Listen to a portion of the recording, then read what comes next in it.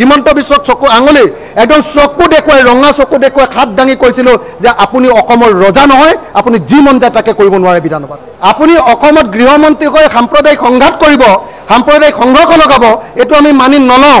মই তেখেতক কৈছিলোঁ যে আপুনি অসমৰ ৰজা নহয়, আপুনি যি মন যায় তাকে কৰি থাকিব নোৱাৰে। ইয়াত অসমৰ মুখ্যমন্ত্ৰীয়ে যেতিয়া সাম্প্ৰদায়িক কথা কৈ আছিলে, মই তেখেতক কৈছিলোঁ যে আপুনি অসমৰ ৰজা নহয়, আপুনি যি মন যায় তাকে কৰি থাকিব নোৱাৰে। ইয়াত মই কৈছিলোঁ যে আপুনি হিন্দু মুছলমানৰ মাজত কাজিয়া লগাই থাকিব, এই কথাটো আমি কেতিয়াও মানি নলওঁ। আপুনি অসমত গৃহমন্ত্ৰী হৈ সাম্প্ৰদায়িক সংঘাত কৰিব, সাম্প্ৰদায়িক সংঘৰ্ষ লগাব, এইটো আমি মানি নলওঁ। আপোনাৰ চেলা চামুণ্ডাই মানুহক মাৰিব আৰু মৰাৰ পাছত আপোনালোকে সেইটো হিন্দু মুছলমানৰ যুঁজত পৰিণত কৰি দিব, এইটো আমি মানি নলওঁ। এই বুলি কোৱাৰ কাৰণে মোক সংসদৰ পৰা বিধানসভাৰ পৰা বাহিৰ কৰি দিছে। মই কৈছিলোঁ যে আপুনি গৃহমন্ত্ৰী হিচাপে ব্যৰ্থ হৈছে, আপুনি পদত্যাগ কৰক।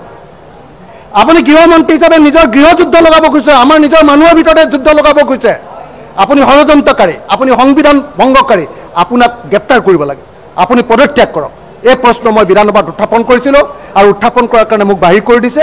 আৰু মই বাহিৰ কৰি দিয়াৰ কাৰণে সুখী, কাৰণ মই একদম শাসনত থকা মানুহক প্ৰশ্ন কৰিছিলোঁ, আপুনি ৰজা নহয়, আপুনি যি মন যায় তাকে বিধানসভাত কৈ থাকিব নোৱাৰে। মোৰ সময়খিনিত কৈছিলে, মই আজি কোৱালিটি এডুকেশ্যন বিল যেতিয়া আনিছিলোঁ, সেই সময়খিনিত অধ্যক্ষই মাতি দিলে যে অখিল গগৈ কোৱালিটি এডুকেশ্যন বিলখন উঠাব লাগে।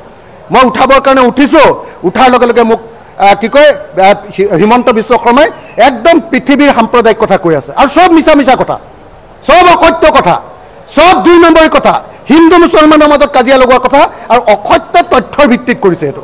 সেইকাৰণে মই কৈছিলোঁ আপুনি এইটো নকৰিব, আপুনি গৃহমন্ত্ৰী, আপুনি অসমখন ৰখাব লাগে নে আপুনি অসমখন ভাঙিব লাগে?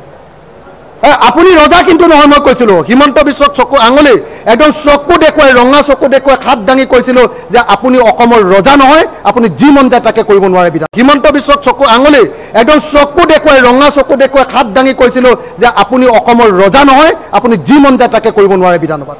আপুনি অসমত গৃহমন্ত্ৰী হৈ সাম্প্ৰদায়িক সংঘাত কৰিব, সাম্প্ৰদায়িক সংঘৰ্ষ লগাব, এইটো আমি মানি নলওঁ।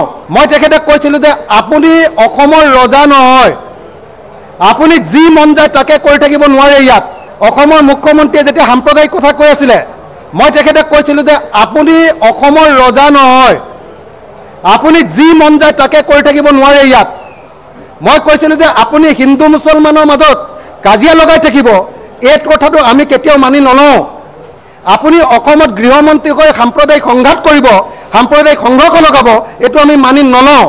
আপোনাৰ চেলা চামুণ্ডাই মানুহক মাৰিব আৰু মৰাৰ পাছত আপোনালোকে সেইটো হিন্দু মুছলমানৰ যুঁজত পৰিণত কৰি দিব, এইটো আমি মানি নলওঁ।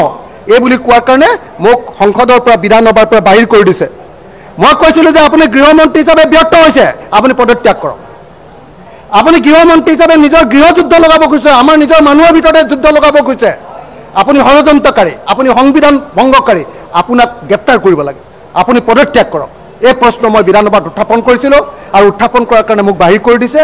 আৰু মই বাহিৰ কৰি দিয়াৰ কাৰণে সুখী, কাৰণ মই একদম শাসনত থকা মানুহক প্ৰশ্ন কৰিছিলোঁ, আপুনি ৰজা নহয়, আপুনি যি মন যায় তাকে বিধানসভাত কৈ থাকিব নোৱাৰে।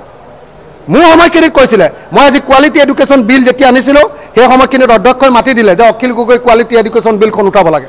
মই উঠাবৰ কাৰণে উঠিছোঁ, উঠাৰ লগে লগে মোক কি কয় হিমন্ত বিশ্ব শৰ্মাই একদম পৃথিৱীৰ সাম্প্ৰদায়িক কথা কৈ আছে, আৰু চব মিছা মিছা কথা, চব অসত্য কথা, চব 2 নম্বৰী কথা, হিন্দু মুছলমানৰ মাজত কাজিয়া লগোৱাৰ কথা, আৰু অসত্য তথ্যৰ ভিত্তিত কৰিছে এইটো।